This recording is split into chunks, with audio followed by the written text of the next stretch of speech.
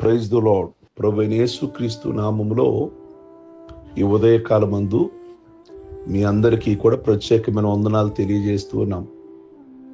ఈ దినము మొదటి ఆదివారం గనక మందిరములో రొట్టె ద్రాక్ష రసం ఇవ్వబడుతుంది విజయవాడ కొండపల్లి మందిరాలలో. కనుక అందరూ కూడా త్వరపడి ఆదివారపు ఆరాధనలో పాల్గొనమని ప్రభు పేరట మీ అందరికీ కూడా తెలియచేస్తూ ఉన్నాము. నిన్నటి దినమందు ద్వితీయోపదేశకాండములో 1వ అధ్యాయము 29వ వచనము నుండి 32వ వచనం వరకు దేవుని వాగ్దానములు ధ్యానం చేశాం. నీకంటే ముందుగా నడుస్తున్న దేవుడు ఆయన, అనగా నీ నాయకుడు నీకంటే ముందుగా ఉంటాడు అనే మాట. నువ్వు ఏ స్థలమైతే వెళ్ళబోతున్నావో ఆ స్థలానికి నీకంటే ముందుగా, మంచి స్థలానికి, పవిత్రమైన స్థలానికి నువ్వు వెళ్ళాలి అనుకున్నప్పుడు ఆయన నీకంటే ముందుగా ప్రయాణం చేస్తూ ఉన్నాడు. రెండోది, నీ పక్షమున ఆయనే యుద్ధం చేస్తున్నాడు. నీ పైన నీతో ఎవరైతే విరోధులు యుద్ధం చేయాలనుకుంటున్నారు, వాయుమండల సమూహానికి అధిపతి అయిన సాతానుడు నీతో యుద్ధం చేయాలని అనుకుంటున్నాడో వాడితో ప్రభువే స్వయంగా యుద్ధం చేస్తాడు అని ఆ వాగ్దానంలో మనం చూస్తున్నాము. అంత మాత్రమే కాదు, ఆ మాట నేను మరలా ముందుకు జ్ఞాపకం చేస్తున్నాను. ద్వితీయోపదేశకాండము 1వ అధ్యాయము 31వ వచనంలో ఒక మాట ఉన్నది. మనుష్యుడు తన కుమారుని ఎత్తుకొనినట్లు మనల్ని ఎత్తుకొని సంరక్షించు దేవుడు.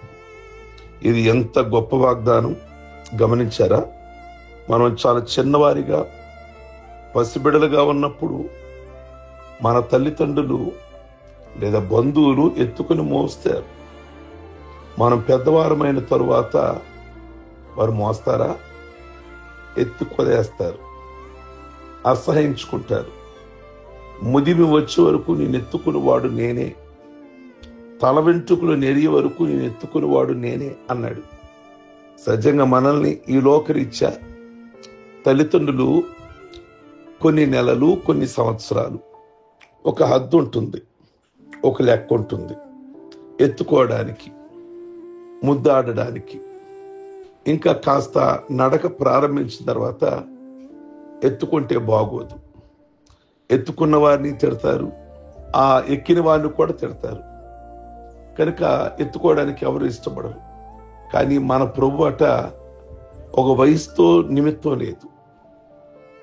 ఆయనకి ఎంతవరకు నేను ఎత్తుకుంటాడు అంటే, చదివారు కదా అక్కడ, వృద్ధాప్యం వరకు, ముదిమి వచ్చే వరకు, తల వెంట్రుకలు నెరిసే వరకు నిన్ను ఎత్తుకునే దేవుడు. అంటే నువ్వు చనిపోయే వరకు నిన్ను ఆయన ఎత్తుకుంటూనే ఉంటాడు. ప్రియ దేవుని బిడ్డలారా, తండ్రి తన చంటి బిడ్డను మోయినట్లు ఈ గొర్రెల కాపరి తన గొర్రెలను ఎత్తుకొని మోస్తూ ఉంటాడు. మన బాధలు తన బాధలని, మన వేదనలు తన వేదనలని, మన కన్నీరు తన కన్నీరుగా ఎంచి మన భారములను మనల్ని మోస్తూ ఉన్నాడు. కావున మన భారములను, మన చింతలను ఆయన మీద మోపాలి. ఆయన మీద మోపితే మనం సంతోషంగా ముందుకి ప్రయాణం చేయగలుగుతాం. అక్కడ ద్వితీయోపదేశకాండం 1వ అధ్యాయం 32వ వచనంలో ఇంకో వాగ్దానం ఉంది. మనకు త్రోవ చూపించి స్థలము సిద్ధపరిచే దేవుడు. జీవితమే ఒక ప్రయాణం. మనం ఎక్కడి నుండి వచ్చాము అన్నది ప్రాముఖ్యం కాదు, కానీ ఎక్కడికి వెళుతున్నామో అదే జీవన లక్ష్యం అన్నాడు మహర్షి స్టాన్లీ జోన్స్. ఎక్కడికి వెళుతున్నామో అదే జీవిత లక్ష్యం అన్నాడు. యేసయ్య చెప్పాడు, నేనే మార్గాన్ని అని చెప్పాడు. యోహాను సువార్తలో ఉంది. ఏమనుంది అంటే, నేను వెళ్ళి మీకు స్థలములు సిద్ధపరిచి వస్తాను అన్నాడు. అంటే మనలోనే ఉంటున్నాడు, మనతోనే ఉంటాడు. మొదటిగా మనకు త్రోవ చూపిస్తాడు. రెండోది, గుడారాలను ఆయనే వెళ్ళి సిద్ధపరుస్తాడు అంటున్నాడు. నేను మీకు స్థలం సిద్ధపరుస్తాను అంటున్నాడు. రెండోది, నేను నీకు తోడై ఉండి నువ్వు వెళ్ళు ప్రతి స్థలమందు నేను కాపాడుదును అంటున్నాడు. ఈ భూలోక యాత్రలో ఆయన కాపాడని ఎడల మనకు భద్రతే లేదు, క్షేమమే లేదు. తన కరుపాపు వలె మనల్ని కాపాడుతూ ఉన్నాడు. మూడోది, ప్రతి స్థలములో నీ దగ్గరకు వచ్చి నేను ఆస్వాదించుదును అంటున్నాడు. నీ ఆశీర్వాదం నొంది నా కుటుంబం నిత్యము ఆస్వాదించబడును గాక అంటాడు భక్తుడైన దావీదు. క్రీస్తునందు మనకెన్నో వాగ్దానాలు గుప్తములై ఉన్నాయి. ఈ వాగ్దానాలన్నీ సొంతం చేసుకొని ప్రభువులో సాగాలి. 4 విషయాలు నిన్న ఉదయము, ఈ రోజు ఉదయము నేను మీకు జ్ఞాపకం చేశాను. ద్వితీయోపదేశకాండము 1వ అధ్యాయము 29వ వచనం నుండి 32వ వచనం వరకు ముందర నడుస్తున్న దేవుడు అని మాట్లాడుకున్నాం. రెండోది, మీ పక్షమున యుద్ధం చేస్తున్న దేవుడు అని మాట్లాడుకున్నాం. మూడోది, ముదిమి వచ్చే వరకు మిమ్మల్ని ఎత్తుకునేవాడు ఆయనే అని మాట్లాడుకున్నాం. నాలుగోది, మనకి స్థలాన్ని సిద్ధపరిచే దేవుడు అని మనం మాట్లాడుకున్నాం. కనుక ఈ 4 కూడా మనకు వాగ్దానాలు ప్రభు ఇచ్చారు. కనుక ప్రభువుని నమ్మిన బిడ్డలు కనుక మరి విచారం వ్యక్తం చేయనవసరం లేదు. ఆయన మనల్ని నడిపించే దేవుడై ఉన్నాడు. మనకంటే ముందుగా ఉన్న దేవుడై ఉన్నాడు. ఆయన చేత్తో నీ చేతిని పట్టుకుని నడిపించే దేవుడై ఉన్నాడు. కనుక ఈ వాగ్దానాలన్నీ కూడా మీకు, మీ కుటుంబానికి, మీ బిడ్డలకు కూడా దేవుడు స్థిరపరిచి నడిపించునుగాక. ప్రార్థించుకుందాం. సర్వశక్తి కలిగిన తండ్రి, మీకే వందనాలు.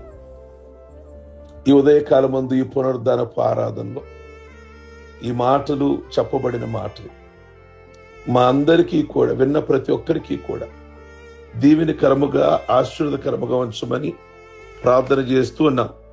ఎత్తుకునే దేవుడువని, అలాగే సిద్ధపరిచే దేవుడువని, స్థలాలు సిద్ధపరిచే దేవుడువని మీకే వందనాలు, స్తోత్రాలు చెల్లిస్తున్నాం. ప్రతి బిడ్డను పేరు పేరున దీవించి దైవ దీవెనలతో, దైవాశీర్వాదాలతో నింపి నిండు వృద్ధాప్యం వరకు కూడా, ప్రభు ముదిమి వచ్చే వరకు కూడా, తలని వెంట్రుకలు నెరిసే వరకు కూడా మీరు ఎత్తుకునే దేవుడివి. అట్టి దేవుడు మేము కలిగి ఉన్నాం. అందును బట్టి మీకు స్తోత్రాలు చెల్లిస్తున్నాం.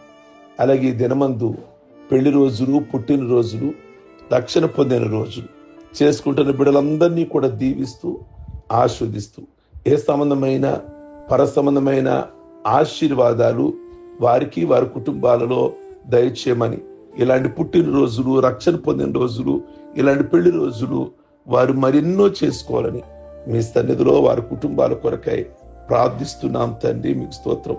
ఈరోజు భూలోకంలో జరుగుతున్న ఆరాధనలన్నీ కూడా, అలాగే ప్రభువా దైవ సేవకులందరినీ అద్భుతకరమైన వర్తమానాలు, అలాగే చక్కటి పాటలు, చక్కటి పరిచర్య సంఘాలలో జరుగులాగున, ఆత్మీయతలో బలపడులాగున, ప్రతి సంఘం ద్వారా కూడా మీకు ఘనత, మహిమ, ప్రభావాలు కలగచేయమని ప్రార్థిస్తూ ఈ దినదీవులతో నింపమని యేసుక్రీస్తు నామములో అడుగుచున్నాం తండ్రి. ఆమేన్. మీ అందరికీ కూడా ఈ దినము ప్రత్యేకమైన వందనాలు. God bless you. ప్రభు మిమ్మల్ని దీవించును గాక.